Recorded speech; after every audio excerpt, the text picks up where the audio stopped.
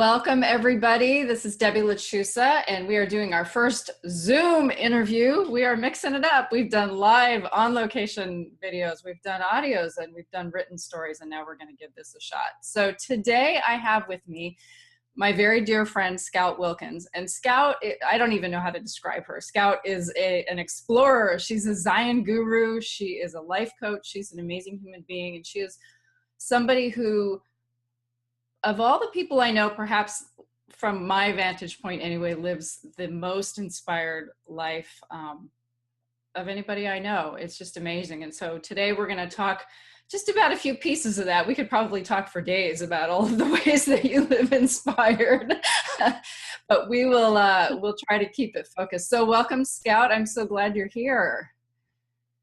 I am so glad to be here. Thank you, Debbie. It is really, it's wonderful to be here. And I have to tell you that hearing you say that, you had never said that to me. And that was an amazing thing to hear, because I consider you the queen of inspiration. So. Oh, wow.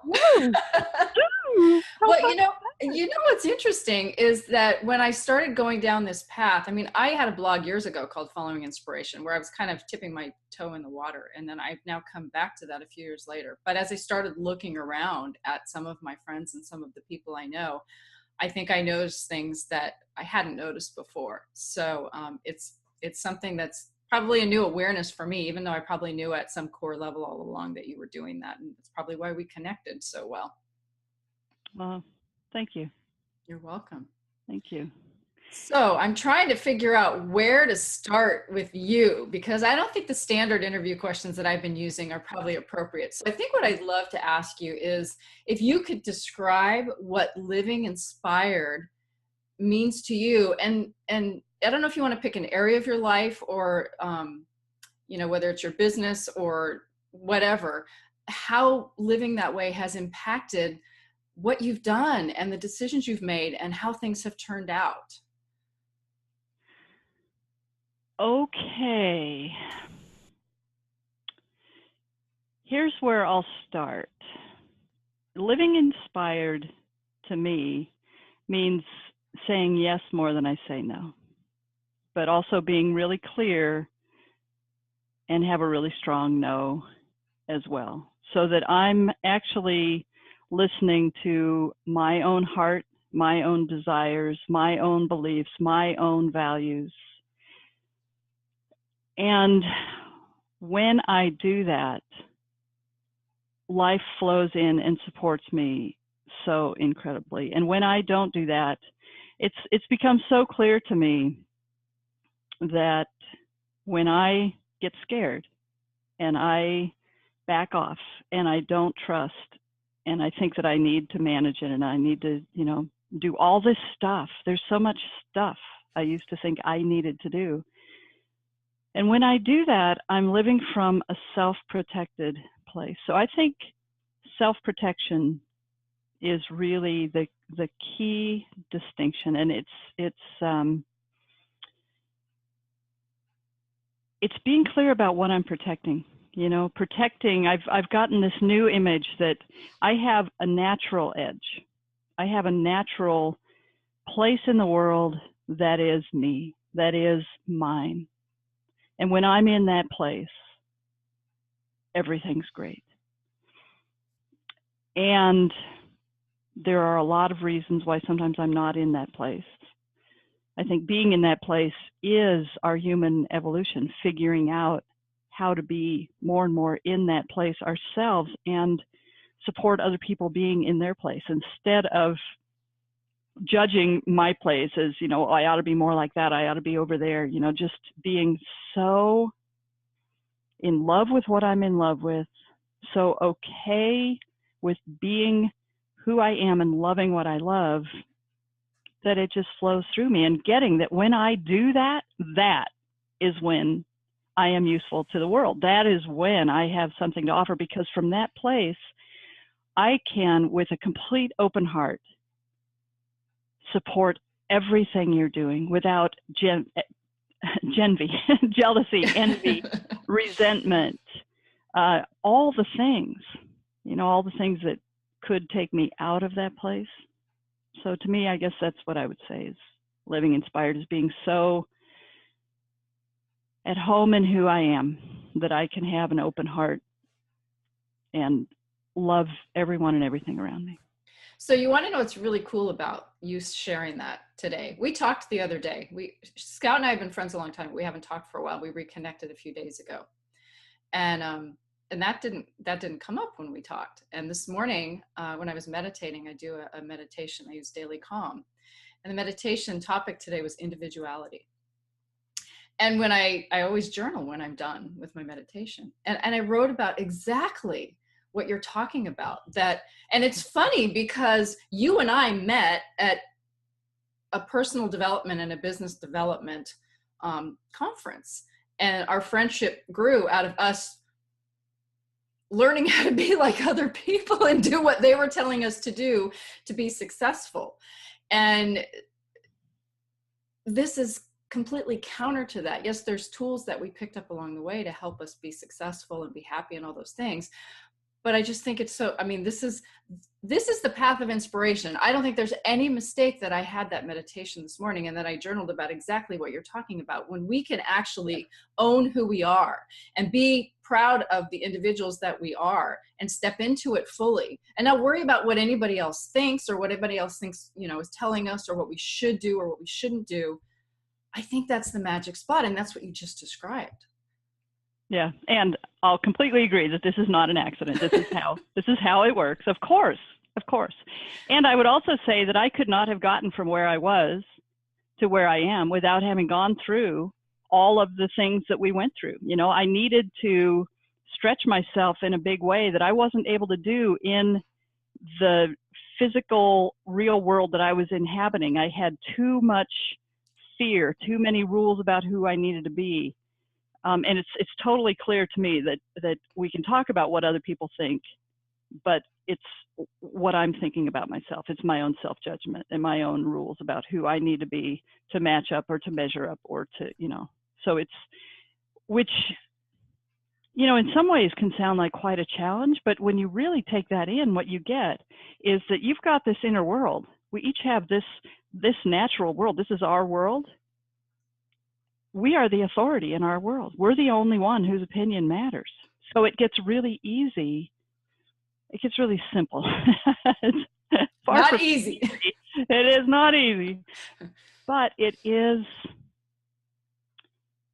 so possible to be safe when you really, and it's, you know, it's not something that you have this huge epiphany and you're done. I mean, you go up and down and in and out but every time I have that epiphany, and I realize at another level, hang on, there's really no one in here but me. There's no one in here but me. So if I choose to love myself more than is politically or socially correct, if I choose to do this thing that when we were growing up was considered selfish and who in the hell do you think you are? And, you know, all that noise, I can do that in the privacy of my own being and be completely safe. And to me, that's what inspiration is achieving a place where I'm truly safe with myself. I'm loving myself. My boundary that I have held, have set, have created is against allowing in self-judgment.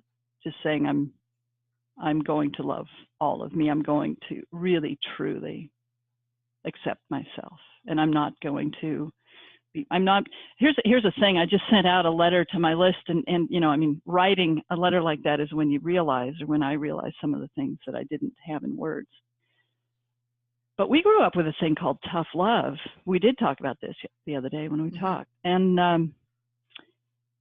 it wasn't until about 2 days ago that I actually realized that I had largely stopped using tough love on the people around me, and my relationships were improving dramatically because I have no business knowing what they need. What they need is for me to love them.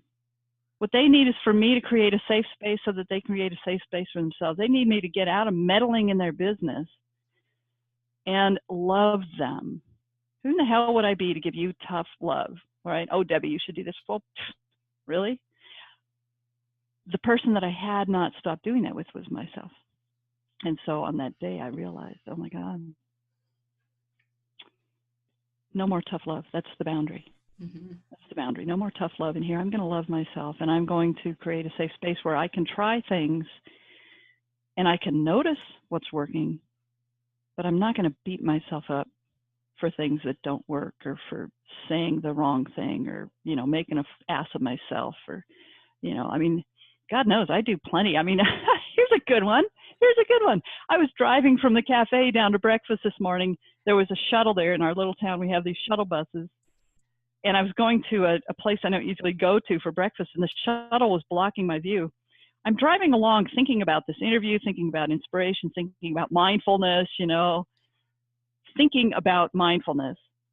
When I noticed the shuttle bus had been blocking my view of the restaurant, I was about to drive by the restaurant.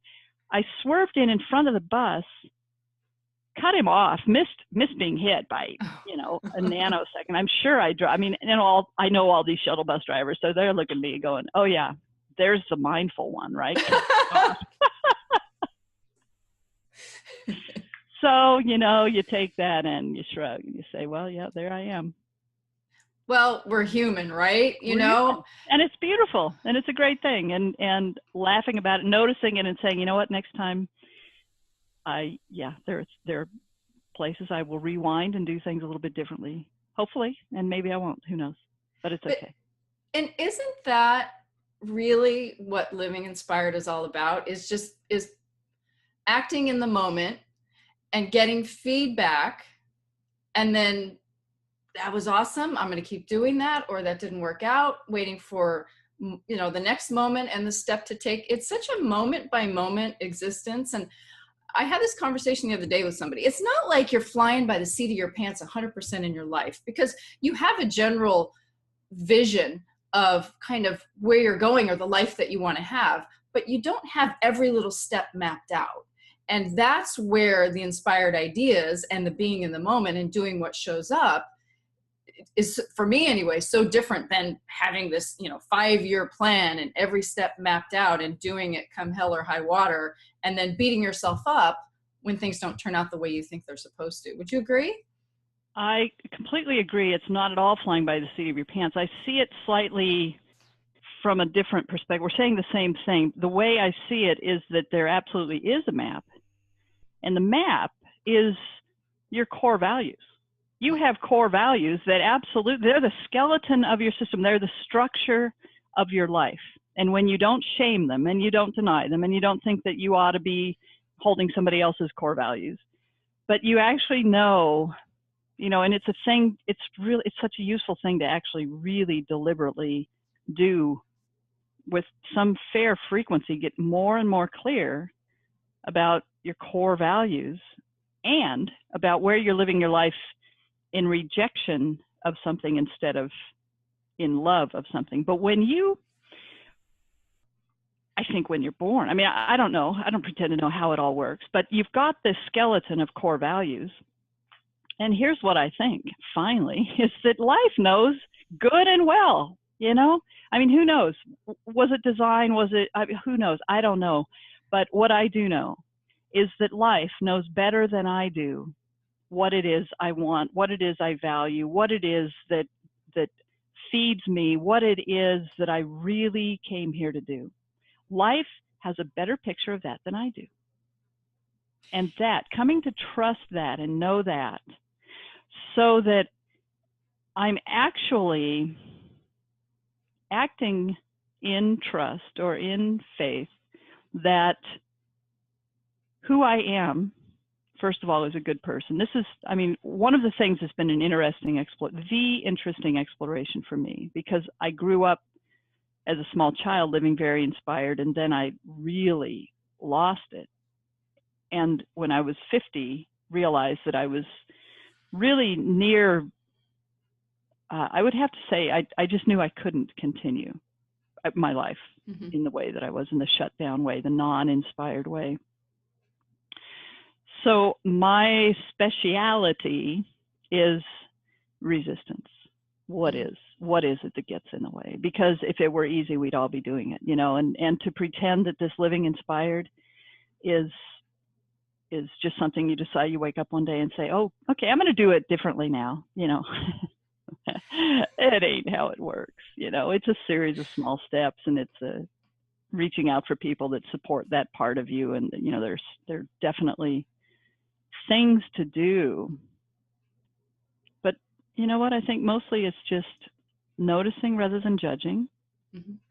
and somehow doing whatever you can to develop that trust that whatever this thing is, whether you call it life or God or universe or creator, whatever,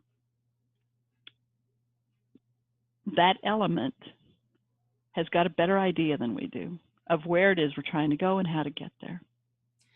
I love that you said that, and there's so many thoughts swirling in my mind right now, because this has been probably a 10-year journey for me. It isn't, like you said, it's not something I woke up one day and said, I'm going to start living this differently. Oh yeah, I'm just going to do it differently. I mean, I do tell people, if I can manage to make this transition, because I was the epitome of the type A perfectionist control freak. I know I drove everybody that worked. That's why we liked each other. That's why we liked each other. We've both been on the path 10 years, and we met at the other end of it. And here we are. Yeah. But it is, I mean, my mantra is let go and trust. I have it tattooed on my shoulder because for me, that was what I had to remind myself every single day to make this transition from trying to map everything out in my brain and control it to letting go and following what I call the breadcrumbs that the universe leaves for you, that, as you referenced, are guiding you. They have that map. They know, and it's our job to pay attention and notice those breadcrumbs and follow them. But it's not how we're raised to live. It's not how our society and culture and everybody teaches us. We sort of have this predetermined path mapped out for us, and you should do this, and you do this, and you do this. So I think it's a challenge, but like you said, it's simple. It's not always easy. But I think once you do it long enough and you get the reinforcement that, wow, this stuff really works, the more that happens, the easier it becomes. Yeah. I have a really strong opinion about what it takes to let go and trust. Mm-hmm. And it's a word that people don't often want to hear, but it's really, it's unconditional forgiveness. Mm-hmm. Because as you say, we were raised in a culture that did not celebrate this. But what I've come to see is that that's just because this is an evolution. We were raised in a culture of amphibians wandering around between the water and the mud, and we're actually becoming flying creatures. And our parents didn't know how to fly. We are developing this consciousness thing as we go along. Consciousness is not a set thing that we're growing into, that it's okay, now I'm coming into this thing. Consciousness is something that we're creating as we go. We are, as they say, the leading edge of consciousness, and each one of us that goes past the point that was determined before and finds a little bit more opening in our heart, a little bit more forgiveness, a little bit more connection, a little bit more higher consciousness, higher vibration, we are helping create. Consciousness is an expanding thing. It's like the universe. It's an expanding thing. And so it's not something set that there's a map to get into. It's a thing we're doing. It's a process.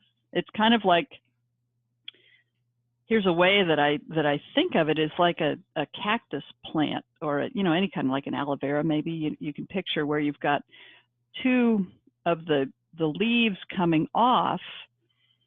And sometimes in our consciousness, that's sort of the black and white. We're riding on the horns of dilemma. I want to be safe, but I also want to expand and explore. And so we're back and forth. And so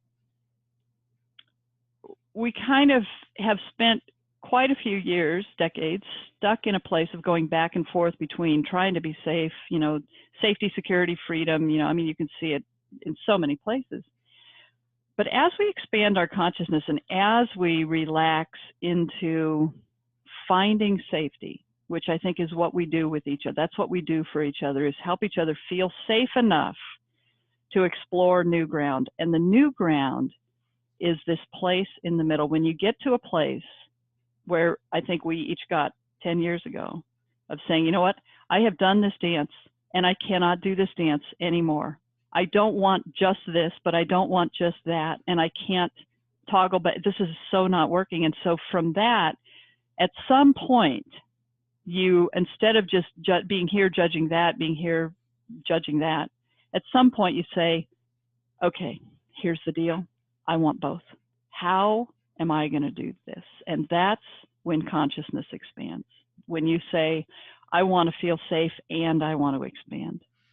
How am I going to do that? Then you, in your own life, and you know, whatever this is, these are your values, right? And when you say these values have appeared to be in conflict, I have thought I couldn't have both, but now I know I cannot live without both. They're both a part of me. How am I going to do that? And that is how we each expand consciousness, because we each have that question. It's completely individual. Your question, I mean, yours and my questions are similar, but they're not the same because we don't have the same experience. We don't have exactly the same values.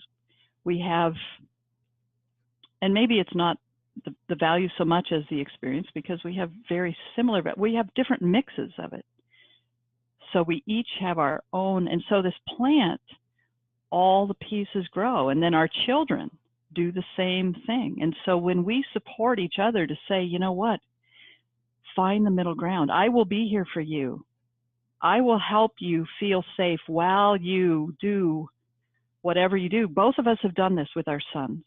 Our sons were literally, both of our sons, given the same psychiatric diagnosis. We just found this out 2 days ago. Yeah. Same absolutely hopeless psychiatric diagnosis. Doctors telling us, sorry, you got no hope.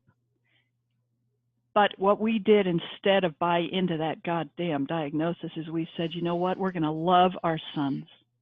We are going to love our sons and say, I don't know. I don't know the answer, but I believe in you. And they both found that. Yeah, you're getting me teary because it is amazing, and it's a shift in how you look at it. And again, I think it's trusting in your heart. I think I knew in my heart that what they were saying didn't resonate, even though they were professionals. And that's the thing, I think we have to trust ourselves, because there are people that have a lot of education and know more than we do, and we can take all that in, but then we have to sort of run it through our own filters. And does that feel right to me?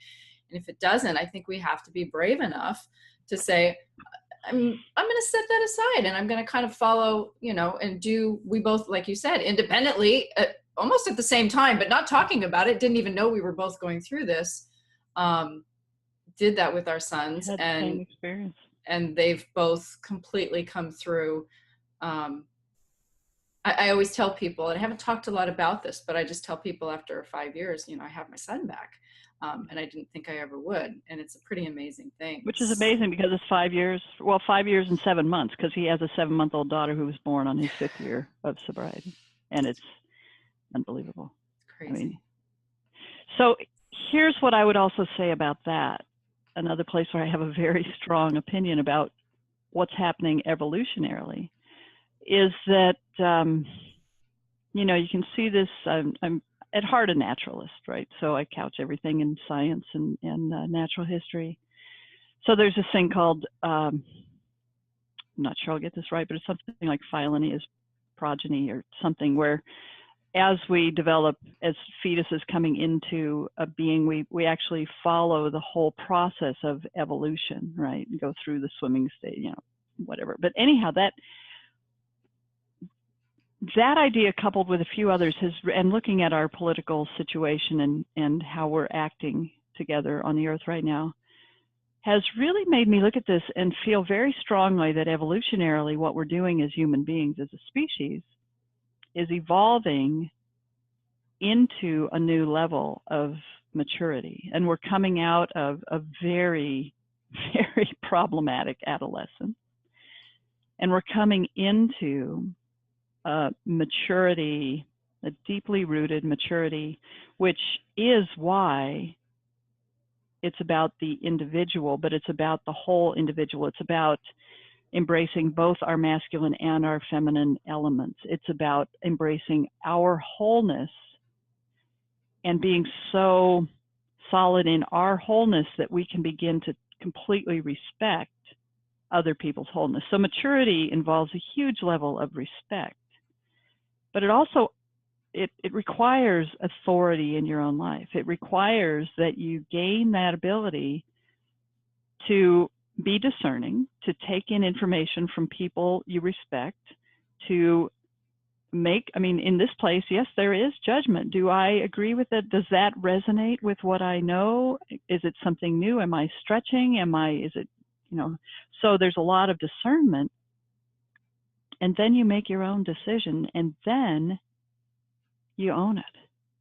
And you completely eschew blame. And that's, you know, I didn't finish the whole thing about why I see this being about forgiveness, but I think it's impossible to move into full authority and autonomy until you decide on blanket forgiveness. Whatever came before was what it took to get here. Yes. Whatever came before is what it took to get here at every single thing. There is nowhere that you were off your path. That's an impossibility. You are always on your path. So telling the story, well, there were these 5 years that I was off my path. Your feet are on the ground. It is your path. You know, it may not be what you wanted to be your path, but so the unconditional forgiveness of everything, because if you go back and try to pick and choose what you're going to forgive and what you're going to hold on to, first of all, you're wasting every ounce of life energy you've got for moving forward and just loving your life, because inspiration is loving your life, right? And loving your life takes one simple decision. Let go. Let go means forgive without exception. Forgive. Let it go. Let it go. You and I could talk for hours about this, but I'm going to wrap it up here because we're about out of time, and that's a beautiful note to end on. Letting go. Yes. So thank you so much, Scout, for being here and sharing. I think I'm going to have you back. I think we're going to have to do a part 2, maybe a part 3. I think we could do this once a week and back and forth. But I hope everybody listening, I mean, this interview has been a little bit different than the other ones, and I love it. I love it because there's so many aspects of this Living Inspired, and I'm just loving hearing all these stories and sharing all these different perspectives. And I certainly hope everybody has gotten some inspiration and some little nuggets to think about listening to Scout talk. So thanks so much, Scout, for being here. I really appreciate it. Thank you. Yeah, I would say if there's one takeaway, let it be easy. You'll be in and out of it. You know, it's not one simple step into inspiration. It's a life path. It's a choice. It's a choice. And you can do it in tiny, tiny, tiny little steps. It's a series of choices every day. Every moment. Every moment. Yes. Yeah. Yeah. Lovely. Thank you so much.